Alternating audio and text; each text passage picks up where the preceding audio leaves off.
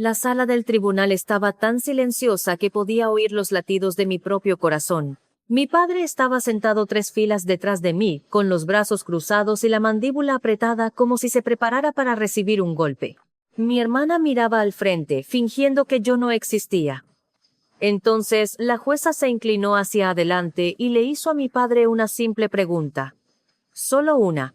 No era sobre lealtad, ni sobre perdón, ni sobre dinero, ni sobre responsabilidad, sino sobre si alguna vez se había ofrecido a reparar lo que su orgullo y alegría habían roto. El color desapareció de su rostro, y en ese silencio, me di cuenta de algo a la vez aterrador y liberador. La verdad ya no necesitaba mi protección. Soy la sargento Sofía Reyes, del Ejército Mexicano. Tengo 29 años, y hace 3 semanas estaba sentada en un juzgado de distrito, vestida de civil, sintiéndome como si llevara un disfraz, mientras veía a mis padres testificar en mi contra. No en contra de la persona que robó mi identidad. No en contra de quien abrió tarjetas de crédito a mi nombre. En mi contra. Si hace un año me hubieran dicho que mi propio padre miraría a una jueza a los ojos y me llamaría vengativa por denunciar un delito, me habría reído. Habría dicho que no conocen a mi familia, que mi papá cree en el trabajo duro, la responsabilidad y en hacer lo correcto, que mi hermana era su orgullo. Claro, pero no a costa de la verdad. Estaba equivocada. El oficial de sala anunció el número del caso, y todos nos pusimos de pie. La jueza entró. Su toga se balanceaba ligeramente mientras tomaba su asiento. Recuerdo haber pensado en lo ordinaria que se veía. Sin drama, sin ira, solo ojos cansados y una pila de expedientes. Mi vida reducida a un fajo de papeles engrapados. No miré hacia atrás cuando mis padres entraron. No lo necesitaba. Podía sentir la decepción de mi madre como una presión en la nuca. Mi padre no se sentó a mi lado. Pasó de largo hasta la fila detrás de mi hermana, puso una mano en su hombro y la dejó ahí. Ese fue el momento en que todo se volvió real. Mi hermana Isabel era la acusada por robo de identidad y fraude con tarjetas de crédito. 7 tarjetas, 985,000 pesos. Todo a mi nombre, todo rastreado hasta el domicilio de mis padres. Yo era la víctima, y de alguna manera también era la villana. Antes de contarte lo que la jueza le preguntó a mi padre, antes de contarte cómo una sola pregunta demolió la historia que él se había estado contando durante años, necesito llevarte al principio. A la mañana en que mi teléfono vibró en el pasillo del cuartel y todo lo que creía saber sobre mi familia se vino abajo, porque esto no empezó en una sala de tribunal. Se detectó un cambio significativo. Casi lo ignoro. Mi historial crediticio no cambiaba. Pagaba todo a tiempo. Llevaba un registro de mi dinero de la misma manera que llevaba un registro de mi equipo.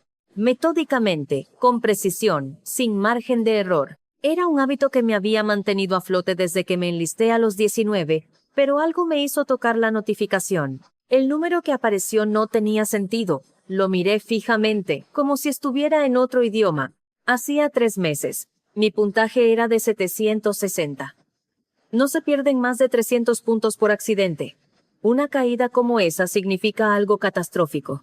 Mis manos empezaron a temblar mientras abría el informe completo. Una tarjeta, luego otra y otra más. Nombres que reconocía. Banamex, BBVA, Santander, tarjetas que nunca había solicitado, saldos al límite, pagos omitidos, cargos por mora acumulados sobre más cargos por mora. La deuda total. 985,214 pesos. Me senté en el frío suelo de baldosas porque mis rodillas dejaron de funcionar. Llamé al primer banco de la lista. Mi voz sonaba lejana, como si perteneciera a otra persona. Debe haber un error, dije. Yo no abrí esa cuenta. La mujer al otro lado de la línea hizo una pausa. Señorita, estas cuentas se abrieron usando su número de seguridad social. La dirección de facturación que tenemos registrada, la leyó en voz alta, la casa de mis padres. Las paredes parecieron empezar a cerrarse. Le pedí que lo repitiera. Lo hizo. La misma dirección, el mismo código postal, el lugar donde crecí, el lugar que mi padre todavía llamaba hogar. Colgué y abrí otro estado de cuenta, luego otro. El patrón era imposible de ignorar. Compras en tiendas departamentales, compras en línea, estancias de fin de semana en hoteles, una comisión por transferencia de saldo con fecha de mi cumpleaños. Recordé las publicaciones de Isabel en Instagram. Botas nuevas, un teléfono nuevo, con leyendas sobre empezar de nuevo y consentirse. Se me oprimió el pecho. Isabel era 4 años mayor que yo, la que siempre preocupaba a papá, la sensible, la que sentía todo profundamente. Mientras crecíamos, ella necesitaba ayuda, yo no. O al menos eso es lo que todos decidieron. Eres fuerte, Sofía, decía mi padre. Tú siempre sales adelante. Así que aprendí a no pedir. Pagué mi propia universidad antes de enlistarme. Enviaba dinero a casa cuando Isabel necesitaba un poco de ayuda. Les daba mi información a mis padres cada vez que la pedían, porque eran familia, porque qué hija duda de su propio padre. Ahora, estaba sentada en el suelo del cuartel, mirando una deuda que no había creado, dándome cuenta de que mi futuro financiero, y posiblemente mi carrera militar, pendían de un hilo. A las autorizaciones de seguridad no les gustan las deudas inexplicables. A los comandantes no les gustan los soldados que parecen un lastre. Me levanté lentamente y salí. El calor de Chihuahua me golpeó como una pared. Mi uniforme se pegó a mi piel mientras marcaba el número de mi padre. Contestó al segundo timbrazo. «Hola, mija», dijo cálido como siempre. «¿Qué pasa?» Abrí la boca para hablar y no salió nada. Todavía intentaba encontrar una versión de la realidad donde esto no estuviera sucediendo. «Papá», dije finalmente. Isabel ha estado abriendo tarjetas de crédito a mi nombre. Hubo una pausa. Ni confusión ni sorpresa, solo silencio. «Sofía», dijo con cautela, «¿por qué no vienes a casa el fin de semana y hablamos de esto?» Fue entonces cuando lo supe. Y fue entonces cuando la vida que creía estar protegiendo comenzó a desmoronarse. Conduje a casa ese fin de semana con la mandíbula tan apretada que dolía. Desde el cuartel hasta la casa de mis padres eran poco menos de 3 horas. Tiempo suficiente para que mis pensamientos dieran vueltas en espiral sin piedad. Kilómetro tras kilómetro de carretera plana y desértica, matorrales y anuncios descoloridos y una sola pregunta martilleando en mi cabeza. ¿Desde cuándo? La casa de mis padres se veía exactamente igual. El estuco color beige, la barandilla blanca del porche que papá repintaba cada 2 veranos. La bandera mexicana ondeando junto a la puerta, un poco deshilachada en los bordes. Por un segundo casi me convencí de que estaba exagerando, de que había una explicación que no terminaba en traición. Entonces vi el coche de Isabel en la entrada, un modelo más nuevo que el que tenía el año pasado. Me estacioné detrás de ella y me quedé allí un momento, el motor apagado, las llaves todavía en mi mano. Recordé cuando tenía 10 años. Estaba en esa misma entrada con la rodilla raspada. La sangre se filtraba a través de mis jeans. Mi papá me miró, y luego a Isabel que lloraba porque no había metido un gol en su práctica de fútbol. «¿Estás bien, mija?», dijo. «Ve a limpiarte. Tu hermana me necesita ahora mismo». Salí del coche. Isabel estaba en el sofá, mirando su teléfono, cuando entré. Levantó la vista, sonrió demasiado rápido, y luego dejó el teléfono boca abajo. Mi madre estaba en la cocina, con las manos ocupadas en nada. Mi padre estaba apoyado en la barra, con los brazos cruzados, ya a la defensiva. Nadie me ofreció un abrazo. No me senté. «¿Desde cuándo?», pregunté. Los ojos de Isabel se desviaron hacia papá. «Sofía», dijo él, con un suspiro, como si ya lo estuviera cansando. «Vamos a calmarnos todos. ¿Desde cuándo has estado usando mi identidad?», pregunté de nuevo. Mi voz era plana, de una manera que incluso a mí me sorprendió. Los labios de Isabel temblaron. Se puso de pie y se cruzó de brazos, encogiéndose como siempre hacía cuando las cosas iban mal. «Te lo iba a decir», dijo. «Solo necesitaba tiempo». «¿Tiempo para qué?», espeté. «Para acumular 985,000 pesos». Mi madre soltó un jadeo silencioso. «Sofía, por favor». Me volví hacia ella. «¿Tú lo sabías?». Bajó la vista a la barra. Fue una respuesta suficiente. Mi padre dio un paso adelante. «Tu hermana ha estado pasando por un momento difícil, así que robaste mi vida», le dije a Isabel. «Esa fue la solución». «No robé nada», replicó, de repente a la defensiva. «Lo tomé prestado. Iba a devolverlo en cuanto me recuperara». «Abriste 7 tarjetas de crédito a mi nombre», dije. «Eso no es tomar prestado». Tú estás en el ejército, dijo, levantando la voz. Tienes un sueldo fijo, prestaciones, tú estás bien. Ahí estaba la frase que me había perseguido toda la vida. Tú estás bien, solté una risa corta y brusca. No estoy bien, mi crédito está arruinado, podría perder mi autorización de seguridad, mi carrera. Mi papá levantó una mano, eso es una exageración. Lo miré fijamente. ¿Una exageración, papá? Es un delito grave. Negó con la cabeza. Esto es familia. No le llamamos a la policía a la familia. Sentí que algo se rompía dentro de mí. Entonces, ¿cuál es el plan? ¿Simplemente pago esto? Mi madre finalmente habló. Pensamos que tal vez podrías ayudarla a ponerse al día poco a poco. Con el tiempo. Con el tiempo. Repetí. Esto me perseguirá durante años. Isabel sorbió por la nariz. Dije que lo sentía. La miré. Realmente la miré. Sin vergüenza, sin miedo, solo molestia por haber sido descubierta. Haré los pagos cuando pueda, dijo. Pero no puedo firmar nada oficial. ¿Y si algo pasa? ¿Qué si algo pasa? Repetí. Algo ya pasó. La voz de mi padre se endureció. Basta. No vas a arruinar la vida de tu hermana por dinero. Sentí que mis manos temblaban. Me están pidiendo que arruine la mía en su lugar. Me miró como si no entendiera el problema. Tú eres fuerte, Sofía. Tú siempre caes de pie. Ahí estaba. La frase que lo explicaba todo. No se esperaba que Isabel sufriera las consecuencias. Se esperaba que lo hiciera yo. Lo intenté una última vez. Si firma un acuerdo de pago, no iré a la policía. Isabel negó con la cabeza de inmediato. No, eso no es justo. Mi papá asintió. Tiene razón. No vamos a convertir esto en un lío legal. Algo se calmó dentro de mí. La parte que todavía tenía esperanza. Entonces lo manejaré yo misma, dije. Los ojos de mi madre se abrieron de par en par. ¿Qué significa eso? Significa que voy a presentar una denuncia policial. Isabel rompió a llorar. Mi madre corrió a su lado. El rostro de mi padre se enrojeció. No te atreverías, dijo. Sí, me atrevo. Respondí. Y lo haré. Señaló la puerta. Si haces eso, no vuelvas a poner un pie en esta casa. Salí sin decir una palabra más. El viaje de regreso a la base se sintió irreal, como si estuviera viendo mi vida desde fuera. Presenté la denuncia el lunes, di mi declaración, entregué los papeles. La detective ni siquiera parpadeó. Esto es robo de identidad, dijo, clarísimo. Cuando mis padres se enteraron, mi padre dejó un mensaje de voz. Has cruzado una línea, dijo. Has avergonzado a esta familia. 3 semanas después, estaba sentada en la sala del tribunal, dándome cuenta de que la vergüenza era la menor de mis preocupaciones. Para cuando llegó la fecha de la audiencia, había dejado de dormir noches enteras. Cada vez que cerraba los ojos, mi mente repasaba números en lugar de sueños. Saldos, tasas de interés, fechas de vencimiento, la matemática lenta e implacable de una vida desmoronándose porque alguien más decidió que mi nombre era conveniente.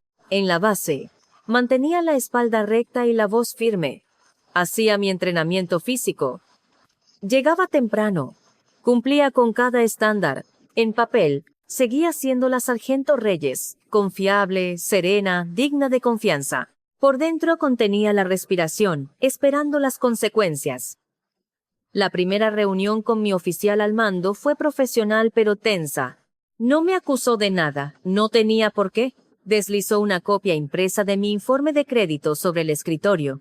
Golpeó con un bolígrafo la suma total de la deuda y dijo, «Esto podría ser un problema si no se resuelve».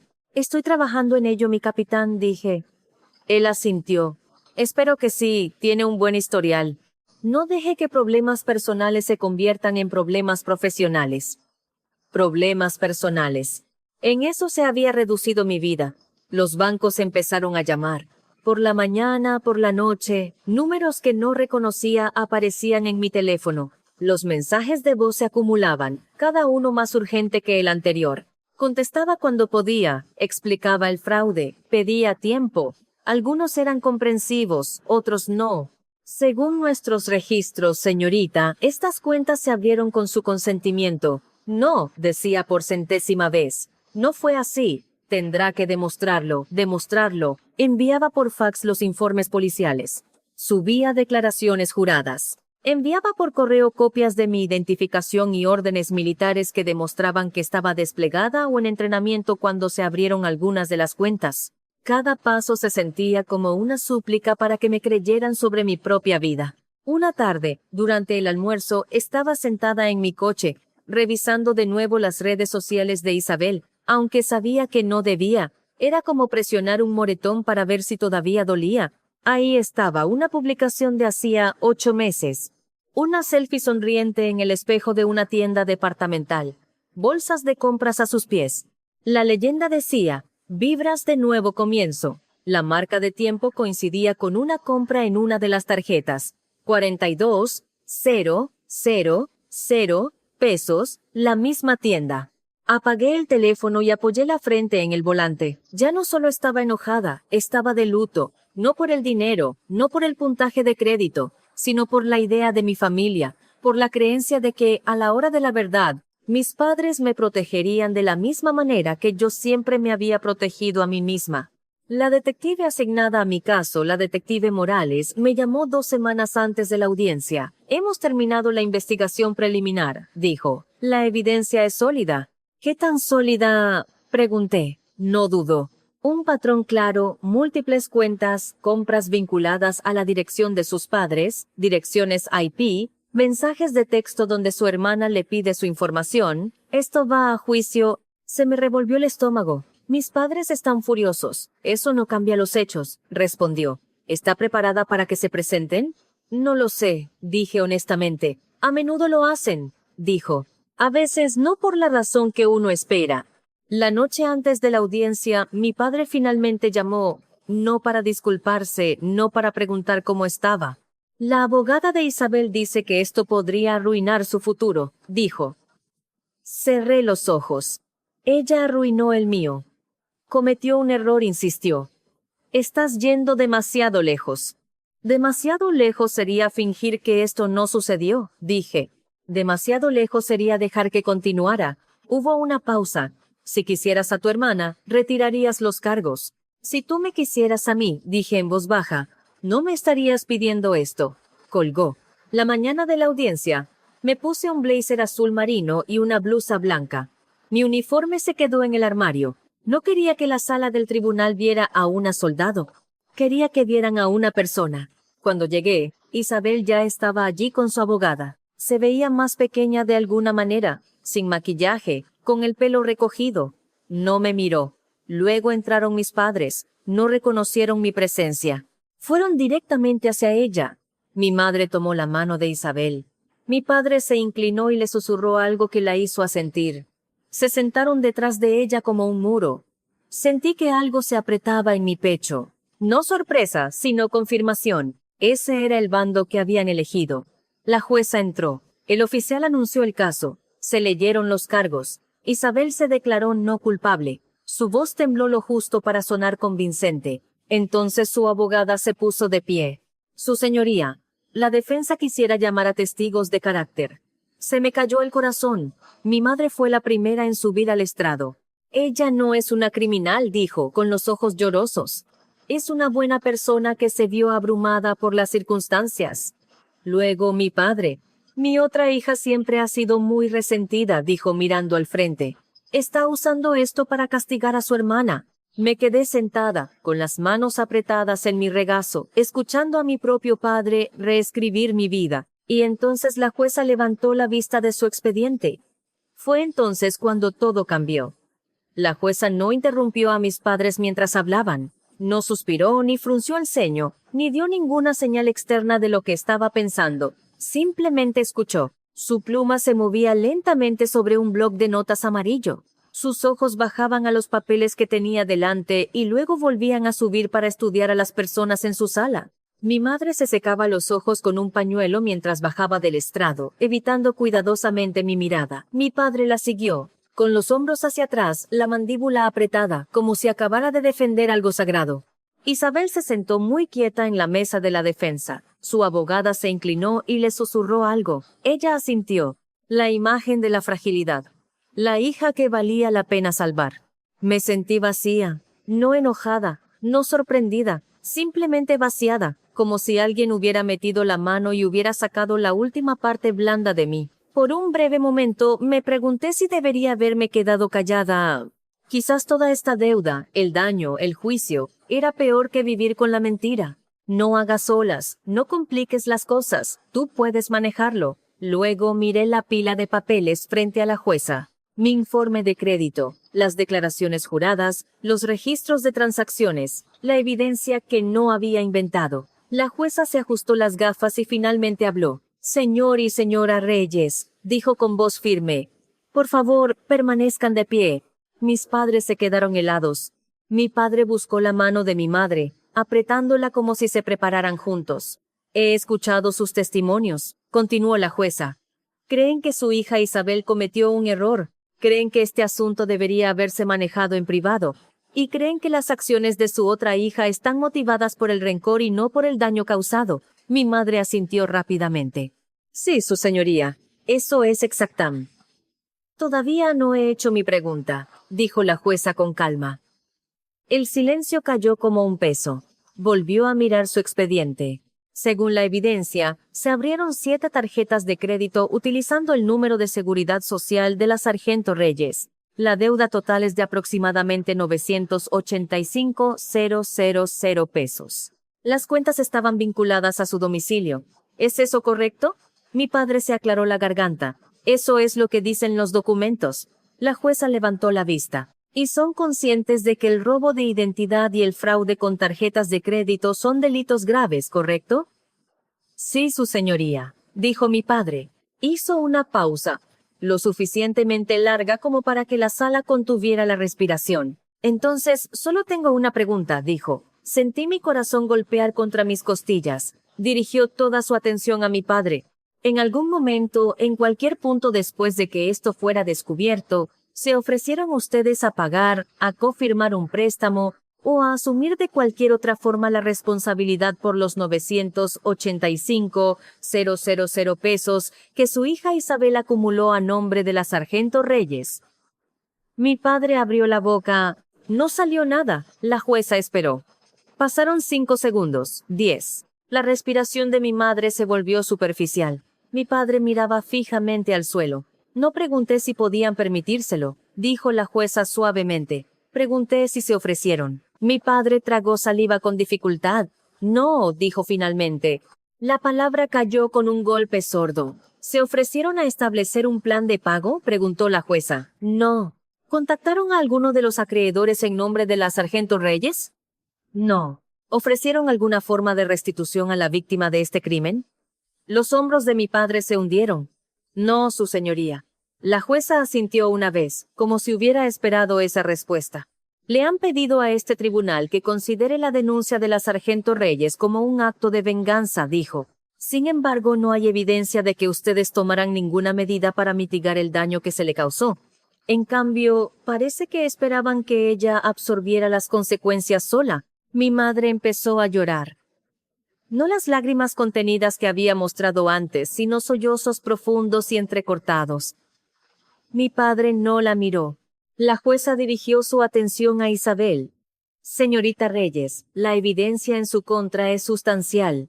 Múltiples cuentas, transacciones documentadas y correspondencia solicitando la información personal de la víctima. Basado en lo que he revisado, este caso procederá a juicio. La abogada de Isabel empezó a hablar, pero la jueza levantó una mano. La fianza se mantiene, dijo. Nada de contacto con la víctima. Entregué su pasaporte. Comparecencias obligatorias. Volvió a mirar a mis padres.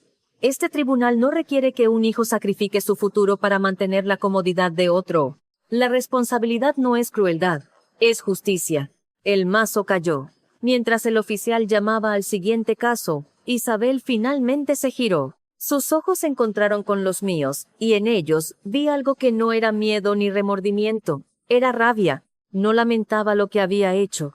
Lamentaba que yo me hubiera negado a cargar con el peso por ella. Me puse de pie, sintiendo mis piernas extrañamente firmes. Mis padres no me siguieron. Se quedaron detrás de Isabel, cerrando filas por última vez. Afuera del juzgado, el aire se sentía diferente, más ligero. No porque el daño estuviera reparado, sino porque la verdad había sido dicha en voz alta por alguien que importaba. Sabía que el juicio aún estaba por delante. Sabía que las consecuencias tardarían años en resolverse por completo. Pero por primera vez desde que esa notificación de crédito apareció en mi teléfono, sentí algo parecido a tierra firme bajo mis pies. La historia que mi padre había estado contando, que yo era desalmada, resentida, desleal, finalmente se había derrumbado bajo el peso de una sola pregunta, y nada volvería a ser igual. Las semanas entre la audiencia y la sentencia se extendieron más que cualquier despliegue que hubiera conocido. No hubo explosiones, ni alarmas, ni órdenes gritadas, solo la espera. Una espera silenciosa que permite a los pensamientos girar sin fin, hurgando en viejas heridas y nuevos miedos hasta que todo queda expuesto.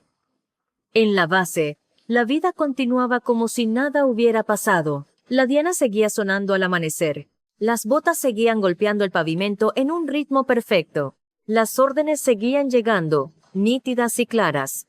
Al ejército no le importaba que mi familia se hubiera fracturado en una sala de tribunal. Le importaba que me presentara, que hiciera mi trabajo y que no dejara que mi vida personal se convirtiera en un problema. Hice las tres cosas.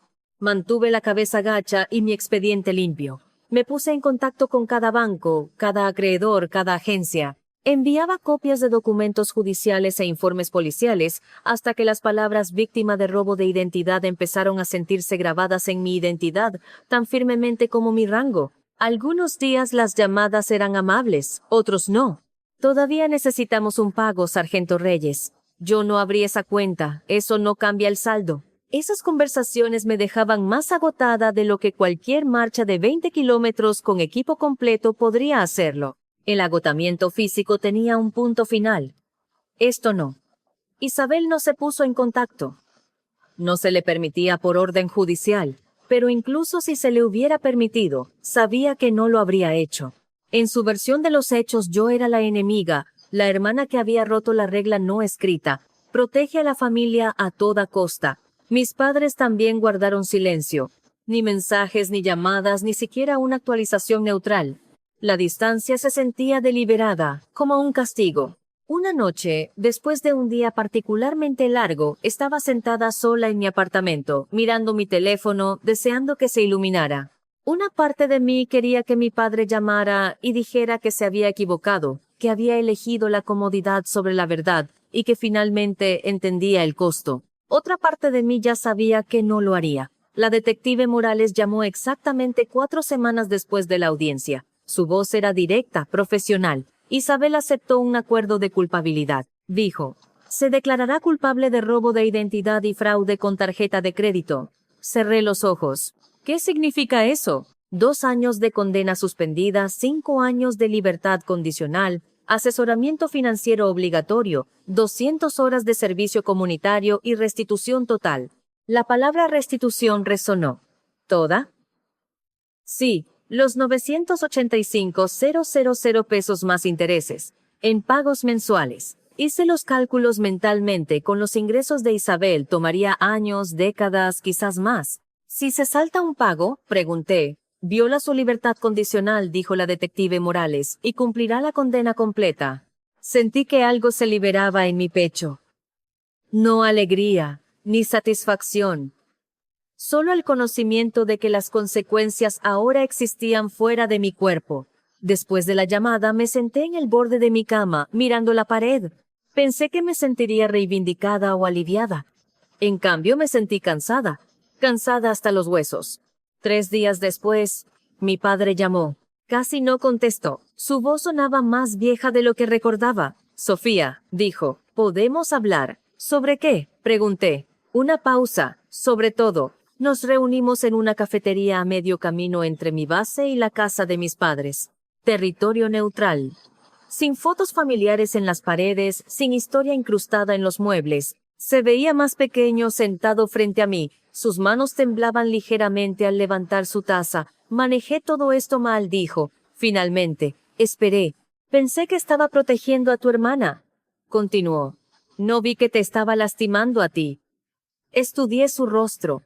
Las arrugas alrededor de sus ojos, la curva obstinada de su boca. Sí lo viste, dije en voz baja. Simplemente decidiste que era aceptable. Se estremeció. No pensé que te romperías. No me rompí, dije. Me doblé. Es diferente. Asintió lentamente. Debería haber estado de tu lado en esa sala del tribunal. Sí, dije, deberías. El silencio se instaló entre nosotros. No era una reconciliación, era un inventario de daños. No te pido que me elijas a mí por encima de Isabel, dije, pero ya no voy a ser sacrificada para mantener la paz. Bajó la mirada. Tu madre no está lista. Lo sé, dije. Cuando lo esté, puede llamar. Nos separamos sin un abrazo. El primer cheque de restitución llegó 2 meses después. 500 pesos.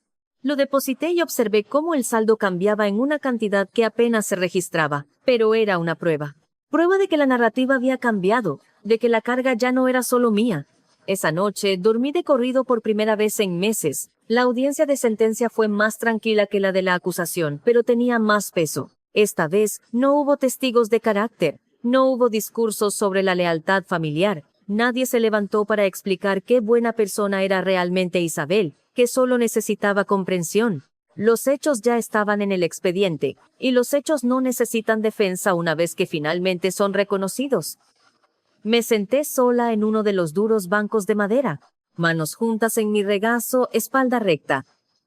Por costumbre, me había tomado la mañana libre y llegué temprano, estacionando a 3 cuadras para caminar y despejar mi cabeza. El aire era frío, cortante en mis pulmones. Me anclaba. Isabel estaba sentada en la mesa del acusado de nuevo, pero se veía diferente. Más pequeña, no de una manera frágil, sino como alguien que se había dado cuenta de que el mundo ya no se doblaría por ella. Su abogado habló brevemente. Ella asentía cuando era necesario. No me miró. Mis padres entraron juntos, pero esta vez no se sentaron detrás de ella. Tomaron asientos más atrás, separados por un espacio pequeño pero inconfundible.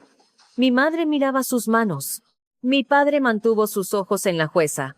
Cuando la jueza leyó el acuerdo de culpabilidad y dictó la sentencia, los hombros de Isabel se hundieron ligeramente.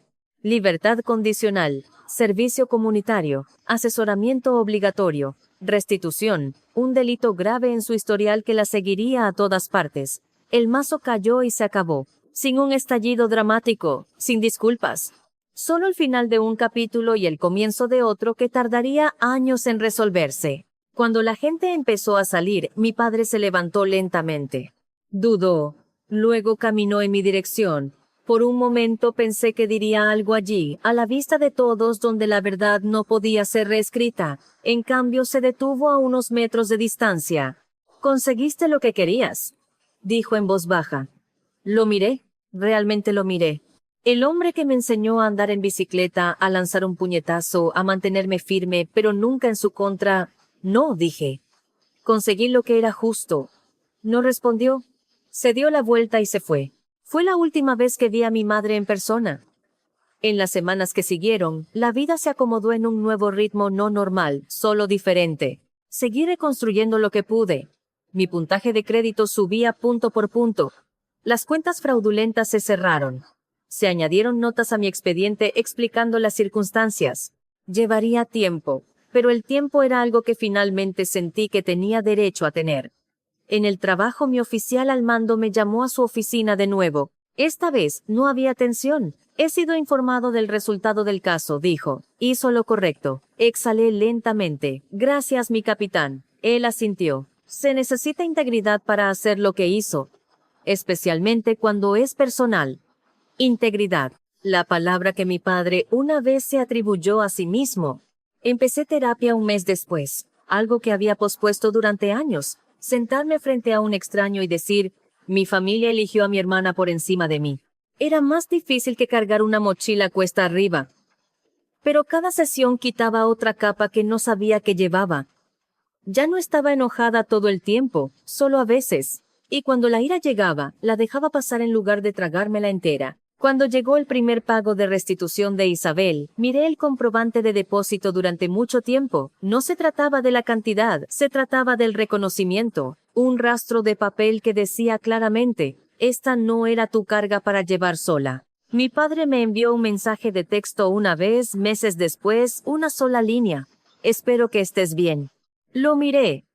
Luego dejé el teléfono a un lado.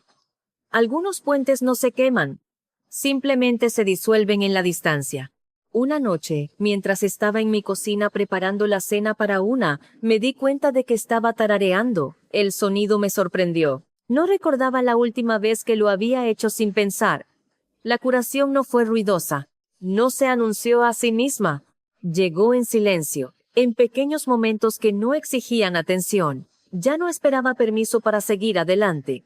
Lo último en regresar fue el silencio. No el pesado y sofocante que seguía las llamadas telefónicas y las fechas de corte, sino una versión más suave, una que no exigía respuestas ni explicaciones, una que me permitía sentarme con mis propios pensamientos sin prepararme inmediatamente para el impacto. 6 meses después de la sentencia, mi vida parecía normal desde fuera. Me levantaba temprano, iba a trabajar, hacía ejercicio, pagaba mis facturas, revisaba mi informe de crédito una vez al mes en lugar de una vez al día. El número seguía subiendo, lento, constante. Prueba de que el daño se puede reparar una vez que dejas de fingir que no existe. Los pagos de restitución de Isabel llegaban puntualmente. Pequeñas cantidades, nunca lo suficiente para sentir satisfacción, pero sí lo suficiente para marcar la diferencia. Suficiente. Y para recordarme que la responsabilidad existe más allá de las palabras, nunca los cobré con una sensación de triunfo. Cada depósito venía con una compleja mezcla de alivio y dolor. Alivio de que la carga se hubiera desplazado.